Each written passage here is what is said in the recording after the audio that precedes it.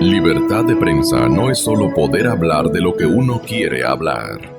Es poder hacerlo sin represalias ni hostigamientos. Grecia ha pasado, economista Ramiro Crespo, cuadros más o menos parecidos a los nuestros o a la inversa, ¿no? Nosotros hemos pasado cosas peores que Grecia. Y es que en Grecia se dieron la gran vida, así cortito, como ustedes, se dieron la gran vida y luego no tuvieron con qué pagar, ni siquiera las élites griegas. ¿Qué le viene a la memoria de la situación económica de Grecia? Bueno, alguien comentaba, o la broma en la época que ocurrió el problema fundamentalmente, era que los griegos vivían mejor que los alemanes, pero que los alemanes en vacaciones. Yeah. Entonces realmente Grecia tenía como parte de la comunidad europea, económica europea, tuvo acceso a enormes recursos y realmente no los manejó bien, pensando que las bonanzas son permanentes y las crisis temporales. Lo que le ocurrió, por eso yo decía, hay un gran parecido, lo que le ocurrió a este gobierno. Sí, y lo que ha ocurrido a este y a otros gobiernos. Lo triste es que sigue ocurriendo la historia de pensar que las bonanzas son permanentes, que las crisis son temporales, y estamos así casi permanentemente en crisis, en vez de dosificar los ingresos extraordinarios que recibe la economía, ¿no? Y tener ahorros, reservas, atraer la inversión extranjera, crear confianza, seguridad jurídica, instituciones, promover las libertades individuales para emprender y todo eso, realmente comienzan a pensar que el Estado puede hacer todo y que es obra del Estado los enormes ingresos que son más por coyunturas mundiales, ¿no? Ayer, economista, el diario El Expreso anunciaba que el Fondo Monetario Internacional decidiría el día de hoy sobre un crédito al Ecuador. Y claro, el gobierno solicitó al tenor del terremoto una línea de crédito al FMI hasta por 366 millones. Pero lo que no entendemos es si los 366 millones es el total del crédito o el país, si duplicaba su aporte permanente, si le ponía el doble, digamos, al banco, en este caso debe ser al Banco Mundial. No sé, al Fondo Monetario. Al Fondo Monetario mismo, ya puede duplicarse o elevarse ese préstamo. ¿Cómo funciona este mecanismo? Bueno, es el derechos especiales de giro. ¿Ya? Es las contribuciones que hacen los países a los organismos internacionales, y especialmente al Fondo Monetario Internacional, para que funcione esta institución que tiene el objeto de ayudar a estabilizar la economía mundial, que fue fundada junto con el Banco Mundial y las Naciones Unidas justo después de la Segunda Guerra Mundial, para ayudar a la reconstrucción de Europa y del mundo occidental, Japón, etcétera. Y entonces es un organismo en que todos los países son miembros, aportan dinero y su poder de voto está, como es lógico, de acuerdo al dinero que aportan. Parece que el Fondo Monetario, aunque nosotros no hemos podido verificar ese informe de Credit Suisse, estamos tratando de hablar con el jefe de research de Credit Suisse, que es amigo nuestro, para verificarlo, pero parece que han querido están aumentando las cuotas. ¿Para qué con eso? Obviamente cuando se aumentan las cuotas, el fondo tiene más dinero para prestar. Y como hay países que pagan el aumento, pero no necesitan el dinero inmediatamente, obviamente a países que pagan el aumento y necesitan dinero inmediatamente se les puede prestar más. Entonces correspondería a un aumento en el cupo del Ecuador. Pero, como le repito, no estoy seguro que realmente esté ocurriendo eso Y también no estoy seguro si no hay una confusión en la noticia, tendría que verificar, no digo que esté correcta o incorrecta, es que se puede tratar de la línea de emergencias que el fondo tiene para casos como el terremoto de Manabí. Entonces, en eso sería una línea que creo de 360, 400 millones de dólares o algo así, máximo, ¿no? ¿Usted tiene algún cálculo de los montos que el gobierno ha empleado en sus urgencias en los 2 últimos años desde que comenzó la macrocrisis? Los números de ¿qué? ¿De endeudamiento? De endeudamiento.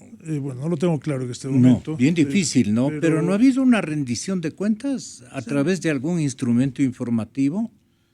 Bueno, a mí me invitaron para otro programa, para hablar de otro tema, pero entonces si no hubiera traído las cifras, pero básicamente tendría que revisar. Lo que quiero decir es que cualquiera que sea el endeudamiento con los organismos internacionales, es preferible que sea endeudamiento con organismos internacionales a que sea endeudamiento con China o inclusive con los mercados financieros, porque es un endeudamiento más barato. Pero obviamente el endeudamiento no es necesariamente bueno, más bien el endeudamiento es peligroso, porque hay que estar seguros de que cuando uno se endeuda va a poder generar, ¿no? Gracias a ese endeudamiento, mayores ingresos como para poder pagar el préstamo y quedarse con mayor riqueza de vuelta. Entonces, obviamente, las tasas de los fondos de los organismos internacionales son tasas mucho más bajas que, por ejemplo, las tasas con China. Y aparte de eso, las condiciones no son, por ejemplo, colateral de petróleo. Pero repito, es preferible tener, por ejemplo, inversión extranjera directa que endeudamiento, porque la inversión extranjera directa, quienes toman el riesgo son los inversionistas, quienes ponen su dinero son los inversionistas, y se reduce muchísimo el riesgo de ¿qué? El riesgo de hacer hacer elefantes blancos. Por ejemplo, yo creo que la refinería pasaría a ser un no debe ser con blanco. un endeudamiento del gobierno ecuatoriano, debe ser con inversión extranjera directa, y ahí veremos, porque es realmente cuando uno está en peligro de perder su propia plata, realmente afila bien el lápiz y ve si vale la pena. Así es. Pero cuando no es la plata de uno y queda un elefante blanco que se ve bonito, piensa tal vez que les puede dar votos o puede haber otro tipo de beneficios. Ajá. Entonces se comete imprudencias como, por ejemplo, querer hacer una refinería a finales de esta presidencia, después de un terremoto donde hay que revisar bien las repercusiones sísmicas que podría haber para un proyecto como la refinería, y también cuando ya se ha visto que no hay gente que realmente está muy dispuesta a invertir. Para comenzar, el promotor, el gobierno de Venezuela, está dispuesto a invertir en un proyecto de estos. Proyecto que comenzó siendo de bastante menor dinero y ahora ya estamos hablando de 13,000 millones de dólares. ¿De cuánto calcularon en la época de Chávez? No recuerdo, pero creo que era 8,000 millones. 8,000 era, sí. Pero básicamente estas cosas es muy sencillo. Creo que básicamente deben presentar un análisis de proyecto. Realmente ver los costos, los beneficios, cuánto va a generar de utilidad, cuánto le va a ahorrar al Ecuador, qué implicaciones laborales va a haber en la zona, cómo va a ayudar al desarrollo de la zona, del país, cómo nos va a ahorrar en importaciones de derivados, si es mejor que la alternativa. Por ejemplo, la alternativa puede ser sencillamente importar refinados con contratos de largo plazo, ¿no? O sencillamente comprar una refinería en el exterior. Por ejemplo, Venezuela, en la época en que PDVSA se manejaba muy bien, ¿no? Antes del gobierno de Chávez, que se volvió caja chica, PDVSA compró toda la cadena Citgo de gasolineras de Estados Unidos y también compró 3 refinerías en Estados Unidos. Entonces lo que hizo en ese momento Venezuela es comprar refinerías para su crudo cerca de sus mercados. Y en este momento lo que entiendo que todavía funciona bastante bien es Citgo, porque PDVSA, repito, se ha vuelto la caja chica de Venezuela. El Ecuador también debería pensar en una revisión de su política petrolera, que no ha sido realmente buena en los últimos años, para ver primero si conviene la refinería y segundo, si queremos una refinería, ¿por qué no la tenemos afuera del país? ¿Cuáles son las ventajas? ¿Cuáles son las desventajas? Porque podríamos inclusive, no necesariamente se necesita comprar una refinería para nuestro petróleo, podría ser una refinería que de por sí sea un gran negocio y que lo que genera allá compensa, la ganancia que genera en los derivados que se procesan en esa refinería compensa el pago que tenemos que hacer en derivados en el Ecuador. Como ocurre con Venezuela, tiene refinerías en Estados Unidos. Claro, Venezuela tiene refinerías en Estados Unidos, inclusive se habla que el petróleo que se le vende a China no llega a China, sino llega a Estados Unidos. Porque lo normal es, no necesariamente si el comprador es un chino, quiere decir que está comprando para usarlo, puede ser que esté comprando para hacer negocios, para hacer trading, para ver si en el transcurso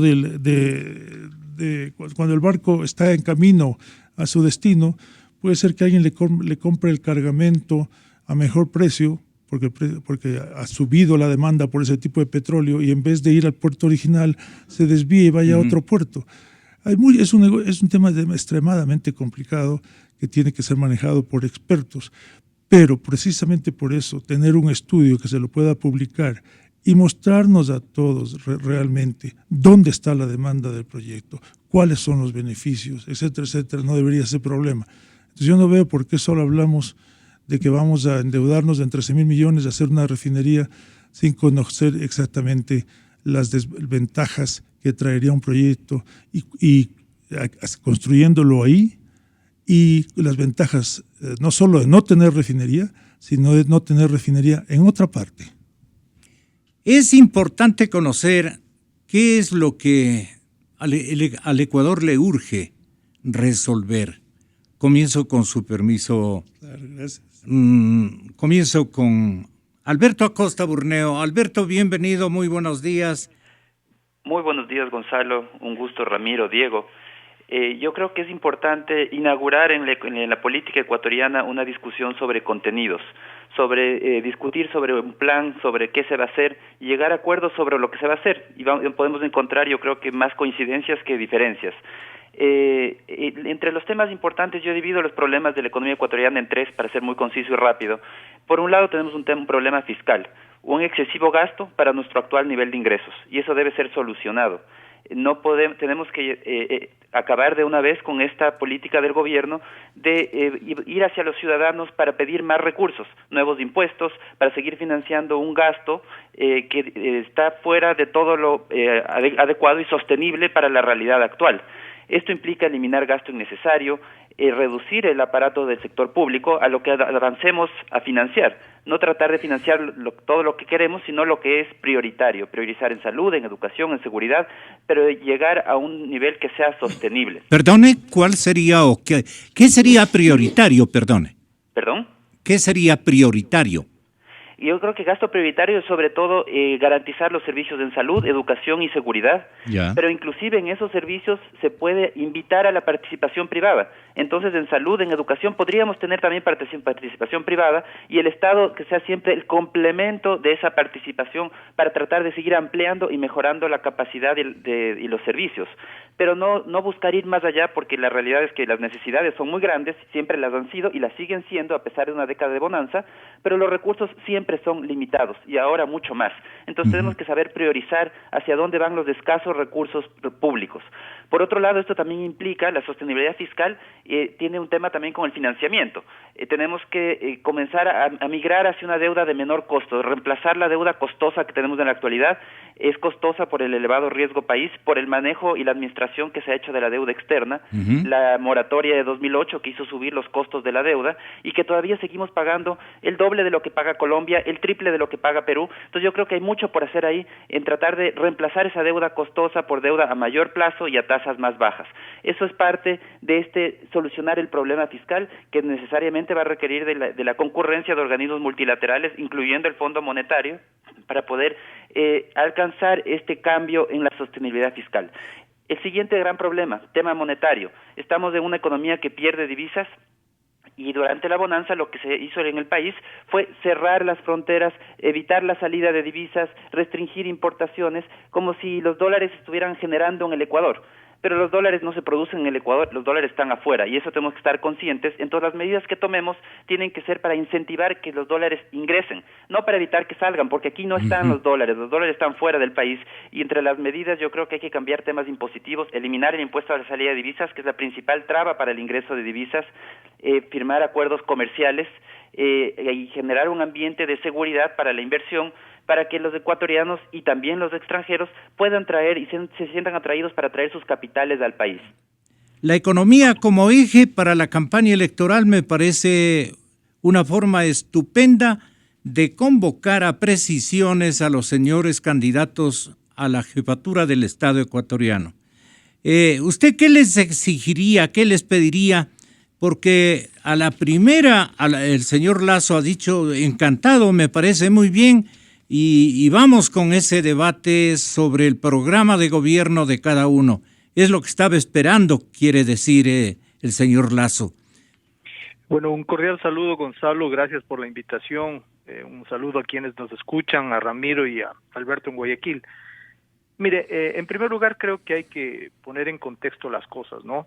Este momento lo que el país conoce es que hay una candidatura que ha sido lanzada hace varios meses atrás, que es de Guillermo Lasso, que se ubica en un sector conocido que podríamos denominarlo el de la derecha o centro derecha, y una agrupación que está alrededor del alcalde Nebot y otras tiene un partido también de la derecha, ¿no? Sí, tiene un partido de arribismo también, grandote. Y algunos partidos que se ubican en el mismo sector. Entonces, en este momento tenemos dos agrupaciones que representan a una línea política, a una línea ideológica, a una manera como ya el país conoce que ha sido conducido por esos partidos en el pasado. Y por otro lado tenemos a la propuesta del correísmo, que el país la está conociendo en los últimos 10 años también, que es lo que ha propuesto. Entonces, eso es lo que existe hoy día. Creo que hay un gran vacío.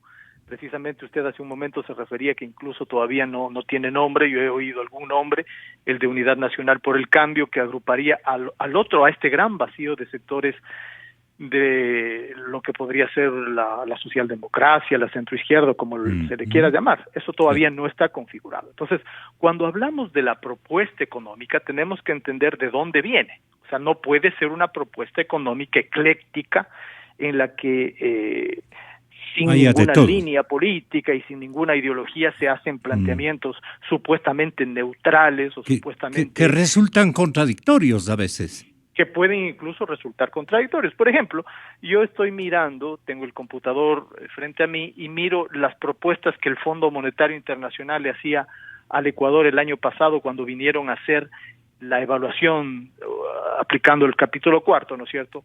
Y usted puede ver que ahí está básicamente lo que yo he escuchado tanto de los labios de el candidato Guillermo Lasso como de Jaime Nebot. Y claro, cuando uno mira esto, uno puede coincidir con algunas cosas. Por ejemplo, indispensable lo que decía Alberto Acosta Burneo hace un momento, poner en contexto unos gastos sobredimensionados con unos ingresos que han disminuido. Eso es esencial para cualquier gobierno. Poner en contexto el problema monetario de la dolarización y la caída de los ingresos de divisas que ponen en riesgo nuestro marco monetario, sin lugar a duda indispensable. Ahora, yo diría, desde una perspectiva distinta, pondría las prioridades en otro lado. Para mí, y para lo que podría entenderse como una propuesta democrática o centroizquierdista, como finalmente se le denomine, creo que lo fundamental, Gonzalo, es el tema productivo, el tema del empleo, el tema de los servicios sociales que hizo el gobierno algún intento de mejorarlos, ¿lo logró en algún sentido? Ese comportamiento de adolescente de izquierda tiene que refrenarse en el próximo gobernante. Sí, hablando de adolescentes tenemos que tener realmente una política seria. No puede ser que el presidente de la República hasta ahora nos mantenga y el gobierno nos mantenga con que si se va a lanzar o no se va a lanzar. Imagínese a Cameron diciendo que no sabe si se va a ir en octubre o no se va a ir, que no sabe si Inglaterra se va a separar de Europa o no se va a separar. El señor renunció y se fue. El presidente no puede tener al país con esto de que si me molestan, me lanzo yo otra vez a la candidatura. Pero si siguen los mismos mediocres de siempre, cobardemente, insultando, agrediendo, etcétera, me les presento y los derrotaré nuevamente. Entonces, no puede ser. El presidente ya tiene que sencillamente irse a su casa, luego Bill Clinton se fue a su casa, Obama se fue a su casa, Uribe se fue a su casa, Fujimori no se quiso ir a su casa y acabó finalmente que lo votaron y ahora está en la cárcel. Realmente, para que haya democracia, estabilidad, cuando concluyen se deben ir a su casa. Pero debemos de seguir esta matriz, no matriz productiva, sino una matriz de cómo gobernar, que viene desde Cuba, pasa por Venezuela, continúa en el Ecuador, Bolivia, Nicaragua, etc. Ya es hora de que nosotros recuperemos la soberanía y seamos un país realmente soberano e independiente.